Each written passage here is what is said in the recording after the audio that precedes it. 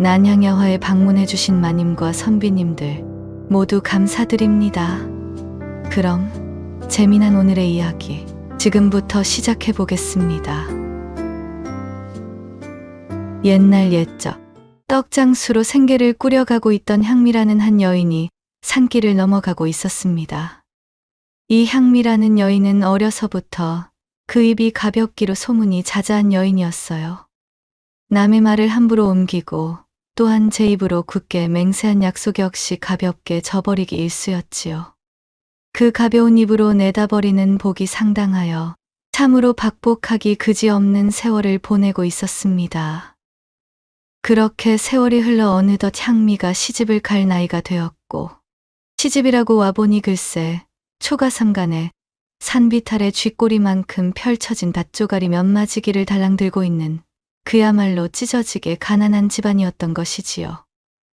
사정이 이렇다 보니 혼인 이후에도 그녀의 입놀림은 멈출 줄을 몰라서 늘 궁시렁궁시렁 투덜투덜 입으로 초상을 떨어대며 함부로 혀를 놀려대는 것을 멈추지 못했습니다. 남을 험담하는 데에 열중하거나 다른 사람에게 벌어진 좋은 일의 말을 얹어 산통을 깨기가 여사에 또한 질펀한 육두문자를 사용하여 듣는 사람의 오만상을 찌푸리게 만드는 것이었어요. 자고로 아무리 빠른 말도 혀의 움직임을 따라가지는 못한다 하였던가요. 그 탓으로 하늘이 노하기라도 했는지 신랑이라는 작자 또한 초야를 치를 때부터 골골거리더니 급기야는 향미의 뱃속에 씨만 덜컥 뿌려놓고는 이듬해 휘리기승을 하직해버린 것이었습니다. 향미는 정신을 차릴 틈도 없어 부랴부랴 남편의 장사를 치르고는 고지어 유복자를 낳았습니다. 아이고, 불쌍한 내 새끼. 세상 천지 이 혹독한 조선팔도에서 너와 나 둘뿐이로구나. 이제부터 이 어미는 너만 바라보며 살 터이니 너는 이 어미만 믿고 살아가거라. 이제 향미가 기댈 곳이라고는 이 유복자 하나뿐이었으니 앞으로라도 악착같이 살아가 볼 참이었지요. 하지만 그것과는 별개로 그녀의 입버릇은 고쳐지지 않았기에 말로 천냥빚도 갚는다는 옛말을 들어본 적도 없는 사람처럼 굴기는 매한가지였지요. 자신에게 드리워진 험난한 팔자를 탓하며 향미의 입초상은 점점 더 기세가 커져만 갔습니다. 그러니 하늘 역시 이 향미를 가만히 내버려 두지 않았어요. 제 품에서 아들을 키워내기를 몇 해째, 이제 슬슬 걸음마를 시작할 나이가 되었음에도 아들은 도무지 바닥에서 일어날 줄을 몰랐습니다.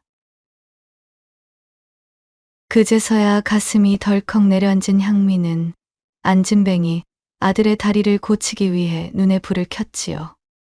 전국의 팔도강산 용하다는 의원이란 의원은 죄 찾아다니며 온갖 값비싼 약재들을 몽땅 동원해 보았으나 허사였습니다. 유산이랍시고 남아있던 코딱지만한 밭되기마저 모조리 날려버린 향미는 그저 한숨을 푹푹 내쉬며 일어설 줄을 모르는 아들만 바라보고 있었어요. 유복자는 걷지는 못해도 타고난 그 머리가 여간 똑똑한 것이 아니었습니다. 6살 때 어버다 서당에 보냈더니 그야말로 어찌나 총기가 넘치던지 천자문을 2달 만에 떼고 사자소학을 3달 만에 뗐다며 훈장이 입에 침이 마르도록 칭찬을 늘어놓는 것이 아니겠어요. 향미가 이런저런 소일거리 때문에 서당에 못 데려다 주자 유복자는 집에서 책을 읽으며 독학하기 시작했고 그렇게 글공부가 일취월장하여 이제는 알아서 사서까지 파기 시작한 것이었지요. 그런 아들을 바라보고 있던 향미는 다른 것을 생각하고 있을 겨를이 없었습니다. 더 이상 아들만 바라보며 손을 놓고 있다가는 저 창창한 아들의 앞길도 장담할 수 없었고 이대로는 정말 두 식구가 쫄쫄 굶게 되었으니 하는 수 없이 향미는 이웃집에 아들을 맡겨놓고 떡장수를 시작한 것이었습니다. 새벽같이 일어나 떡을 만들어 소쿠리에 담아 머리에 이고 이 집 저 집 다니며 엽전도 받고 곡식도 받으며 하루하루를 버텨내고 있었지요. 에라이 이놈의 더러운 팔자야. 하늘도 참으로 더럽고도 치사하기가 짝이 없지 뭐야 그래. 내 이놈의 거지 같은 인생. 아주 지나가던 똥개도 안 물어갈 팔자라 이 말이야. 그녀는 입으로 걸쭉한 육두문자를 줄줄 뱉어내며 그렇게 서글픈 자신의 처지를 비관하곤 하였습니다. 그런 세월이 쌓여가던 중 먼저 본 마을에서 장사가 영 신통찮았던 통에 잔뜩 기분까지 상해 있던 향미는 다음 마을에서는 꼭 떡을 다 팔고 말리라는 다짐을 하며 부지런히 다리를 놀리고 있었지요. 이런 제액이 만들어둔 떡을 오늘 중으로 다 팔지 못하면 떡이 쉬어 몽땅 내버려야 하니 무슨 일이 있어도 꼭 다음 마을에서는 떡을 다 팔고야 말리라. 그렇게 의지를 다지며 한참 동안이나 고개를 넘던 향미는 점점 저려오는 다리의 통증이 심해지자 결국 자리에 털썩 주저앉고 말았지요. 아이고야 사람 살려. 이러다가 꼴까닥 나 죽겠다. 뭔 놈의 팔자가 그래. 이리도 되는 일이 하나 없이 죽어라만 한단 말이여? 어느새 주변은 어스름이 산자락을 타고 내려앉던 무렵이었고 향미는 지친 다리를 주무르며 끝없는 불평불만을 내뱉기 시작했습니다. 아이고, 오늘따라 길이 왜 이리 험한 거야? 어서 다음 마을에 도착해서 떡도 팔고 좀 쉬어야 할 텐데. 땀방울이 송골송골 맺힌 이마를 훔치며 그녀는 혼잣말을 중얼거렸습니다. 그렇게 향미가 잔뜩 성을 내고 있던 바로 그때 바람결에 실려오는 낯선 기운을 느낀 그녀가 고개를 치켜드니 그야말로 번듯하고 날렵한 외관의 호랑이 한 마리가 눈앞에 나타나 있었지요. 안광을 형형이 빛내고 있는 눈동자는 차가운 빛을 뿜어내고 있었고 등줄기를 따라 흐르는 검은 줄무늬는 어둠의 그림자처럼 음산한 기운을 뿜어대고 있었습니다. 향미는 그 자리에서 두려움에 사로잡혀 몸을 잔뜩 움츠렸지요. 호랑이는 그런 향미를 물끄러미 내려다보고 있었습니다. 그녀를 잡아먹기 위해 위협을 가하는 것도 아니었고 그렇다고 포효를 하는 것도 아니었어요. 그러다 호랑이는 대뜸 공중을 향해 펄쩍 솟구쳐 오르며 공중제비를 돌았습니다. 그 순간 호랑이의 외형은 온데간데 없이 사라져 버렸고 대신 긴 머리를 치렁치렁 흩날리고 있는 여인이 떡하니 서 있는 것이 아니겠어요? 방금의 호랑이가 여인의 모습으로 둔갑을 한 것이었습니다. 이복에나 거기 떡장수를 하고 있는 인간의 여인이요. 호랑이, 아니 인간의 여인 형상으로 둔갑한 호녀가 향미에게 천천히 다가오기 시작했습니다. 호녀는 방금 전까지 그녀가 호랑이의 모습을 하고 있었다는 사실을 잊어버리기 충분할 정도로 낮고 차분한 인간의 목소리로 말했어요. 나는 이 산세를 책임지고 있는 산군이자 아까 보았다시피 여의 인간들이 범이라 부르는 존재이니라. 내 급히 볼 일이 있어 모르는 척 지나가려고 하였으나 아까부터 도무지 너의 입에서 주절주절 나오는 신세한탄과 투덜거림 때문에 온 산에 비관적인 기운이 퍼져 나의 귀가 따가울 지경이다. 내 평생토록 너처럼 입으로 자신의 복을 냅다 차버리는 여인은 또 처음 보는구나. 향미는 호녀의 위압적인 모습에 뿔먹은 벙어리가 되어 아무런 말도 할 수가 없었습니다. 이리 만나게 된 것도 인연이라면 아주 귀한 인연이겠지. 어떠냐? 네, 너에게 작은 기회를 하나 던져주도록 하마. 저 건너 마을에는 지금 풍토병이 퍼져 모두가 고통스러워하고 있단다. 그리하여 나는 무당인 척 마을로 건너가 굿을 벌일 예정이니라. 허니, 나를 따라오겠느냐? 그러면 굿판에서 떡도 팔고 푸짐한 음식도 얻어먹을 수 있는 기회가 될 것이니라. 난데없이 자신을 향해 호녀가 던진 질문에 향미가 떨리는 목소리로 답했어요. 그것이 정말이신가요?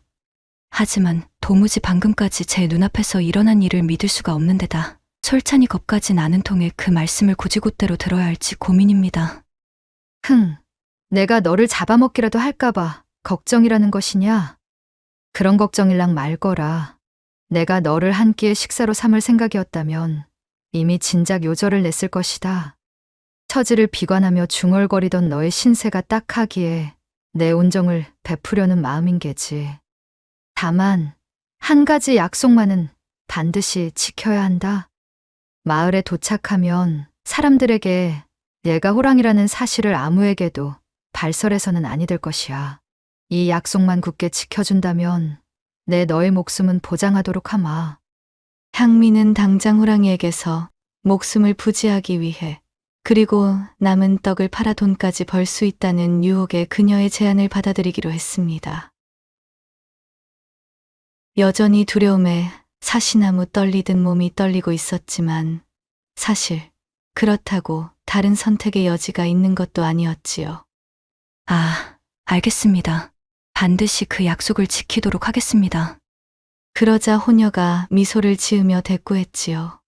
그래, 영심해 두는 것이 좋느니라.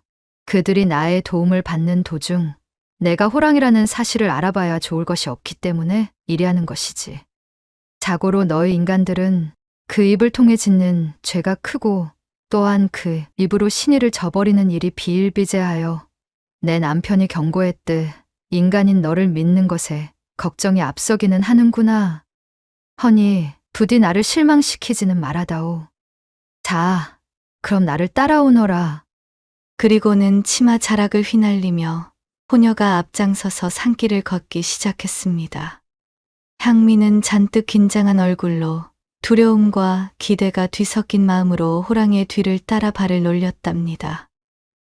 그렇게 향미가 호녀를 따라 이웃마을에 도착하니 마을 곳곳은 초상집과도 다를 바가 없었습니다. 무슨 이유에서인지 병이 든 사람들이 잔뜩 있었지요.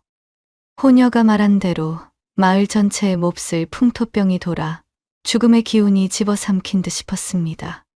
사람들은 모두 멍석 위에 누워 기침을 해대고 있었고 다들 병세가 깊어 보였어요. 호녀는 마을에 당도하자마자 그들에게 다가가 돌보기 시작했습니다. 자, 약속한 대로 내가 왔다네. 그러니 다들 힘들을 내보시게나들. 아니, 무당님? 이것이 생시입니까? 참말로 무당님이 맞으신지요? 정령 와주신 geb니까요? 무당님이다. 이것 봐. 다들 여기 좀 보라고. 드디어 약속한 대로 무당님이 오셨어. 우리는 이제 살았어. 사람들은 마치 구세주를 보기라도 한 듯 호녀를 보자마자 매우 반가워하는 기색이 역력했어요. 아무래도 호녀가 마을에 오는 것을 이미 알고 있었던 것으로 보였습니다. 호녀는 자애로운 미소를 보이며 그들을 하나하나 보살피며 마을 중심부로 다가갔습니다. 커다란 은행나무 앞으로 잘 차려진 굿판이 등장했고 호녀는 주변을 둘러보더니 이런 일이 익숙하다는 듯 굿을 하기 시작했습니다. 굿판이 벌어지자 더욱 많은 마을 사람들이 모였고 향미는 마른 침을 꿀꺽 삼키며 상황을 지켜보고 있었어요. 풍악 소리가 온 마을을 집어삼켰고 사람들은 넋이 나간 듯 호녀를 향해 연신절을 하며 마을에 드리워진 풍토병을 물러가게 해달라 빌고 또 빌었습니다. 향미가 굿판 한쪽에 슬그머니 앉아 떡을 내려놓자 펄쩍펄쩍 뛰며 굿을 하던 호녀가 그녀를 향해 싱긋 웃어 보였습니다. 그러자 마을 사람들은 너도 나도 달려들어 향미에게 떡을 사기 시작했어요. 언제 다 팔리려나 싶었던 떡은 금세 동이 났고 향미는 집에서 기다리고 있을 아들을 먹일 끼니거리를 장만하고도 남을 만큼 넉넉한 돈이 생겼지요. 대체 이것이 꿈이냐 아니면 생시이더냐?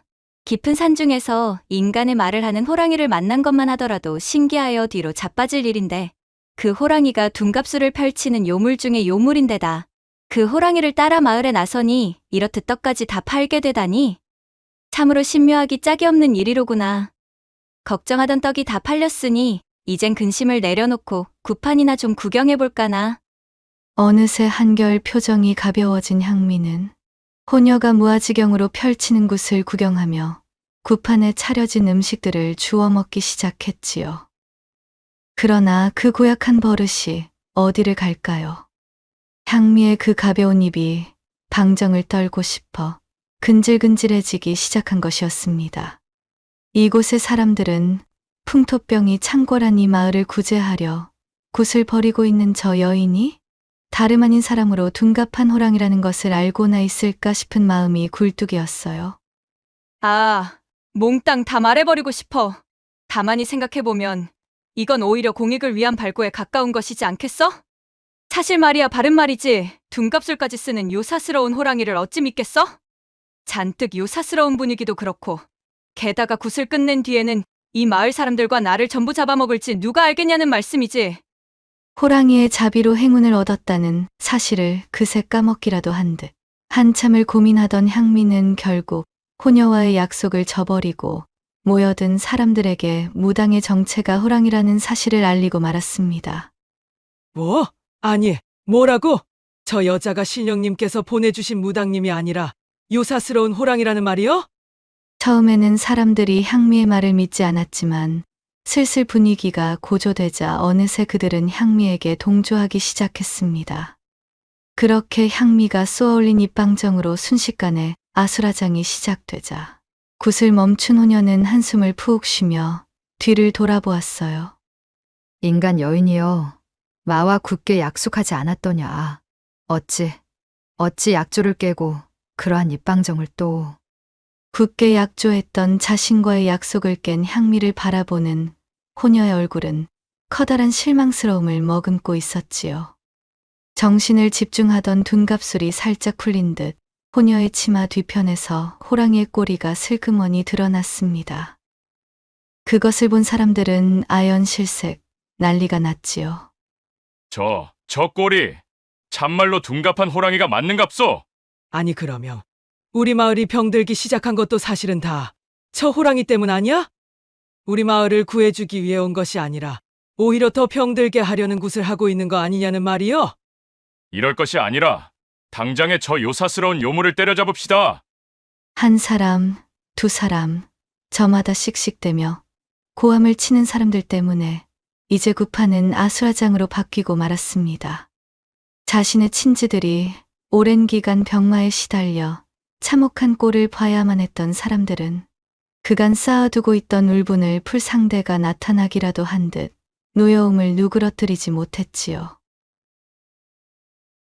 인간의 어리석음을 그대로 반증하기라도 하듯이 어느덧 사람들은 각자 몽둥이를 준비해 호녀를 매질하기 시작했습니다.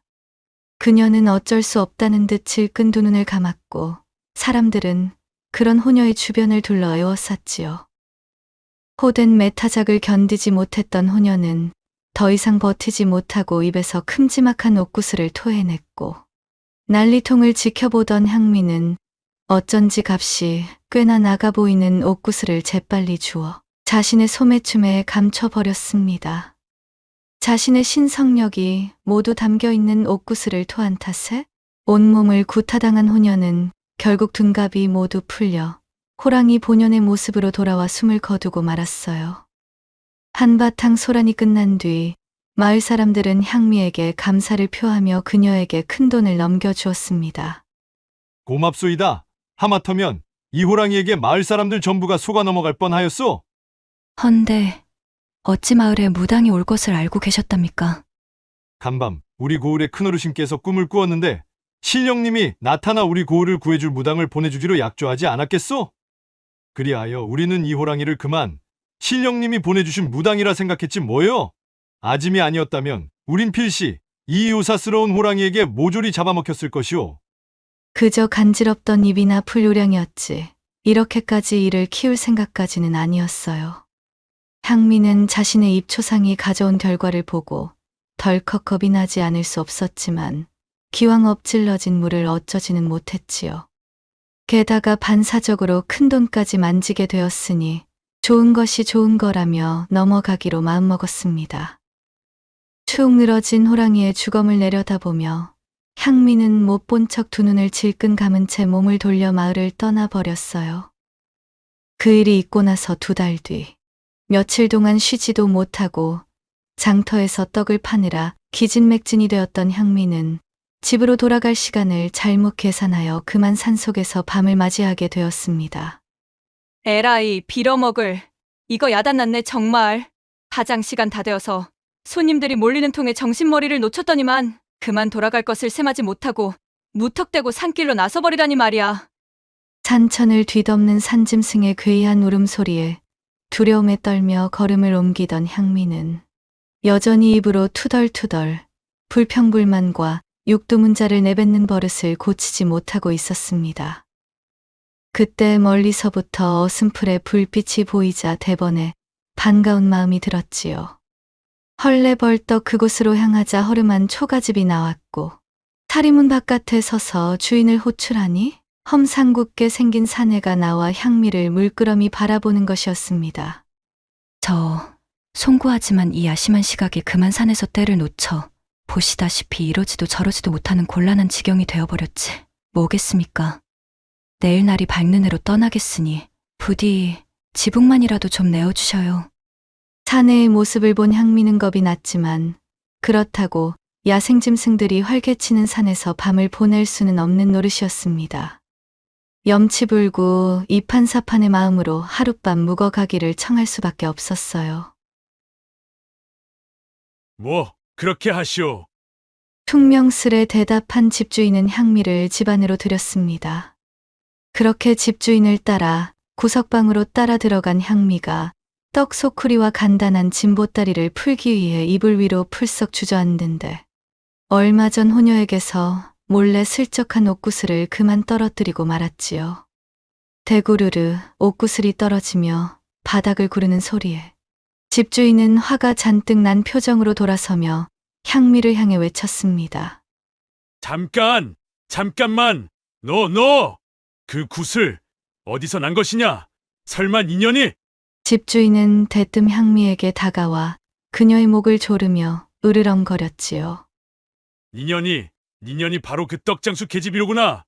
약속을 어기고 방정맞은 입을 함부로 놀려 내 아내를 죽게 만든 년. 네가 약조를 깨뜨린 덕분에 나의 아내는 멍청한 인간들의 몰매를 맞고 그 자리에서 숨을 거두고 말았지. 내막을 샅샅이 알고 있는 집주인의 눈빛에 향미는 그야말로 아연실색을 하고 말았지요. 하필이면 재수도 없게 무당으로 둔갑했던 호녀의 집으로 흘러들어올 줄 누가 알았을까요? 분노에 일그러진 목소리로 집주인이 계속 소리쳤습니다. 사실 그날 병이 퍼진 마을로 내 아내가 간 것은 멍청한 인간들을 도와주기 위함이었다. 그들은 밭을 개간하기 위해 마음대로 산을 태워먹던 화전민들이었고 그것은 곧 산신령의 지엄한 분노를 일으키기에 충분했지. 그리하여 노한 신령의 저주를 받아 마을에 전염병이 돌게 된 것이다. 하지만 산군이자 산신이던 내 아내는 인간들을 너무도 가엾이 여기는 실수를 저질고 말았어. 내가 극구 말렸지만 저주를 받아 역병으로 죽어가는 인간들을 불쌍히 여겨 산신령에게 걸린 저주를 풀어주려 했던 것이다. 감히 그런 내 아내를 네가 으악! 사람 살려! 벌벌 떨며 집주인의 말을 듣고 있던 향미는 순간 죽으림을 다해 집주인의 손을 뿌리치고 바깥으로 달려나갔습니다. 어느덧 자신의 등 뒤에서 호랑이의 모습으로 돌아온 집주인의 우렁찬 포효 소리가 들리는 것이 느껴졌습니다. 이대로 잡히면 자신의 아내를 죽게 만들었다는 이유로 당장의 산채로 잡아먹힐지도 모른다는 생각에 그녀는 어두운 산길에서 몇 번이나 구르면서도 달리고 또 달렸지요. 넘어지기를 반복하던 향미의 손과 무릎은 잔뜩 까져 엉망이 되었지만 멈출 수 없었습니다. 그렇게 숨을 몰아쉬며 얼마나 도망쳤을까요? 분명 한밤중에 우거진 산속을 헤매고 있었던 향미의 눈앞에 익숙한 마을이 드러났습니다. 그것은 다름 아닌 얼마 전 호녀무당을 따라 들어섰던 바로 그 마을이었어요. 이게 대체 어찌된 일이지? 나는 분명 야심한 산에서 도망치고 있었는데. 향미가 어리둥절하며 천천히 마을 안쪽으로 걸어 들어갔습니다. 헌데 마을은 쥐죽은 듯 조용하기만 했어요. 자신들을 구제하러 온 호랑이를 몽둥이로 때려잡은 뒤 무당의 정체를 알려준 향미에게 고맙다며 배웅까지 해주었던 마을 사람들의 모습은 온데간데 없었습니다. 사람의 손길이 닿지 않은 낡고 퇴락한 집들, 그리고 마을 옆 한켠에 남아있는 수많은 무덤들만이 그 자리를 지키고 있었습니다. 그때 향미의 등 뒤에서 집채만한 호랑이가 나타났습니다. 자, 보았느냐? 그날 니년이 방정맞게 입을 놀리지만 않았더라면 내 아내가 무당으로 둔갑한 채 무사히 굿을 끝낼 수만 있었다면 산신령이 이 마을에 내린 저주는 모두 풀렸을 것이고 마을을 휘어잡은 전염병 역시도 모두 사라졌을 것이다. 허나 너의 그 새치어와 그 혀에 노란한 인간들이 행한 섣부른 행동으로 이러한 결과를 낳아버리고 말았지.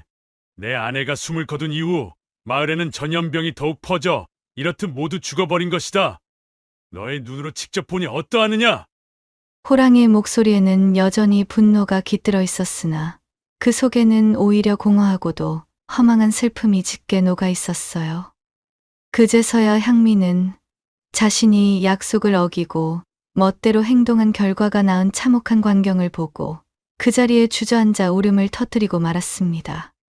내가 약속만 지켰더라면, 내 입으로 방정만 떨지 않았더라면 이 많은 사람들이 죽지 않아도 되었을 텐데. 그녀는 후회의 눈물을 흘리며 통곡하였지요. 어느새 향미의 옆으로 다가선 호랑이가 천천히 입을 열었습니다.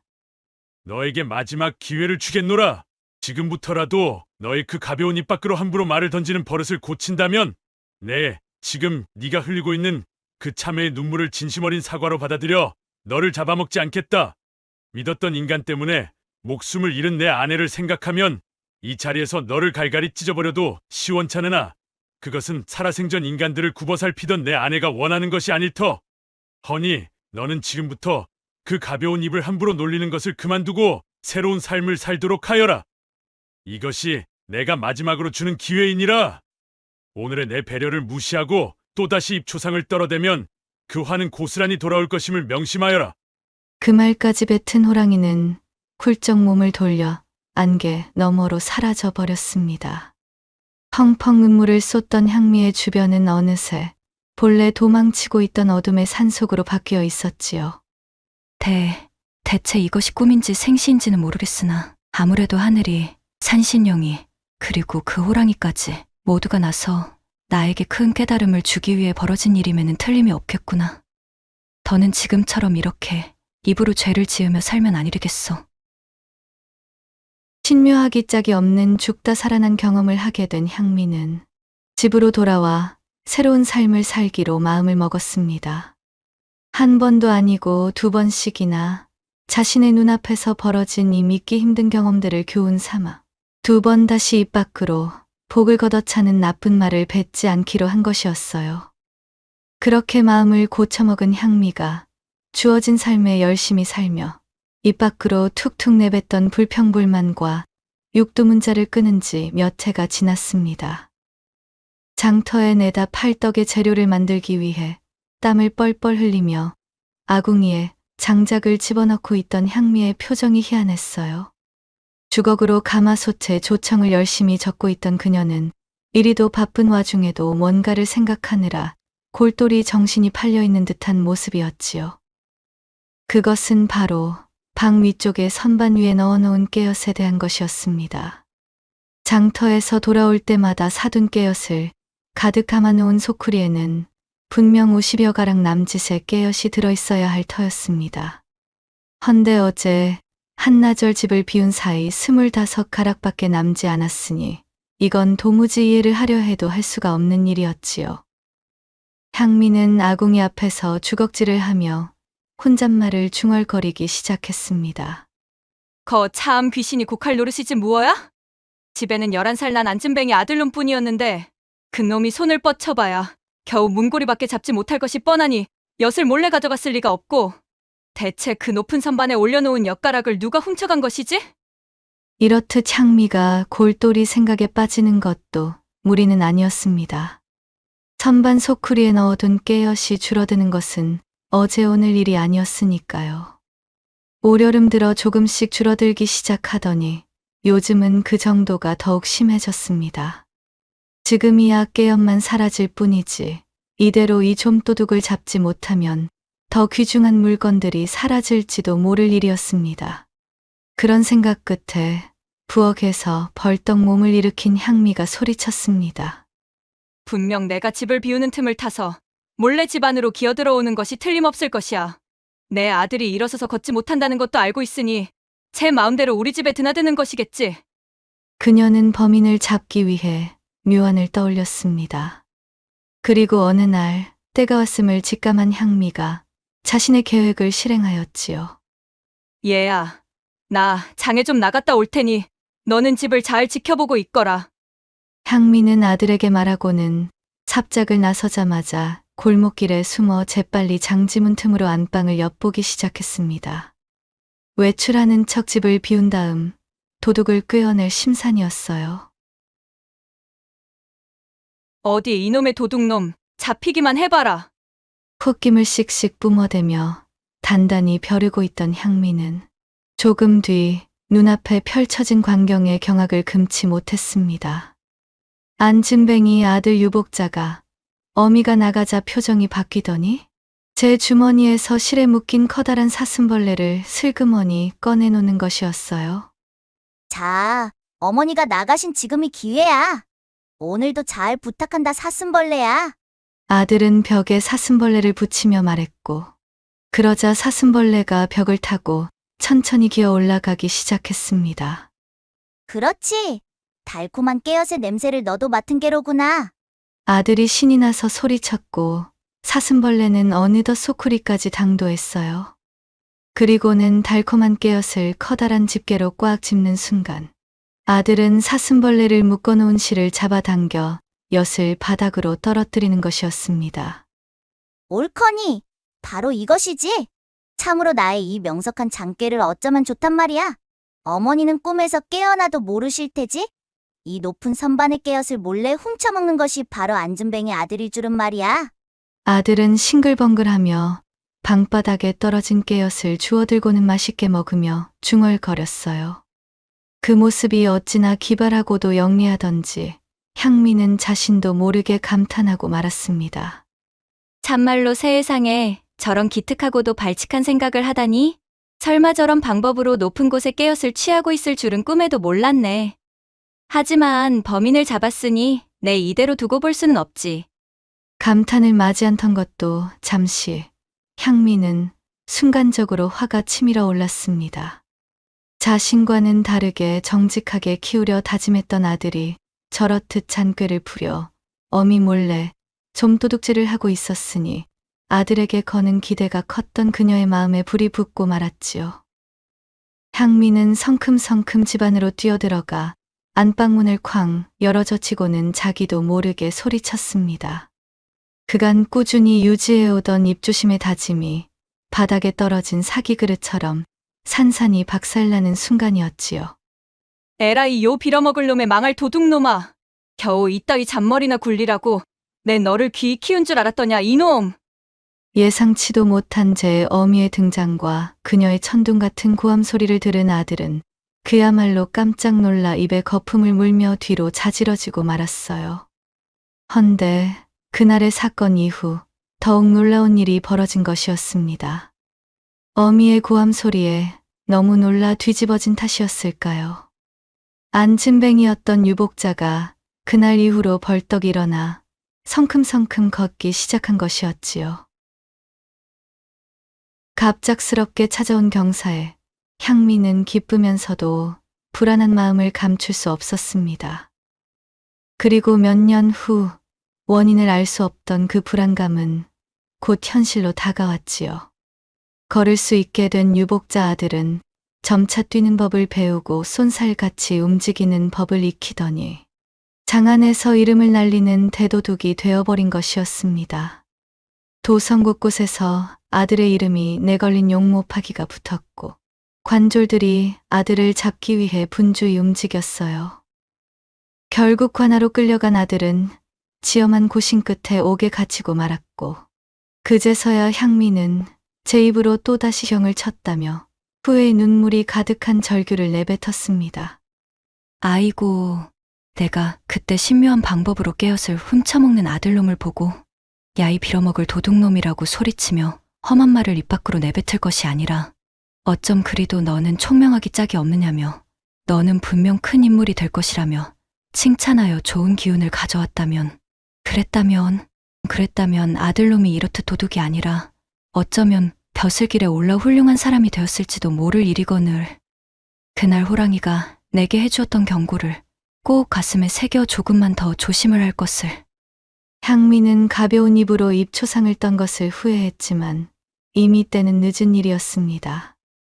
말 한마디로 천냥빚도 갚는 세상에서 새 치열을 잘못 놀려 자신에게 굴러들어온 복을 걷어차버린 그 어리석음을 통탄하며 향미는 관할 갇힌 아들을 향해 주저앉아 하염없이 눈물을 흘리고 말았다는 후문을 끝으로 난향야화의 이야기 보따리는 여기서 마무리하겠사옵니다. 난향야화에 방문해주신 여러분 어떠셨는지요? 이야기의 끝까지 함께 해주셔서 너무나 감사드립니다. 부디 다음 이야기로 찾아뵐 때까지 간에 두루 평안하시길 바라겠사옵니다.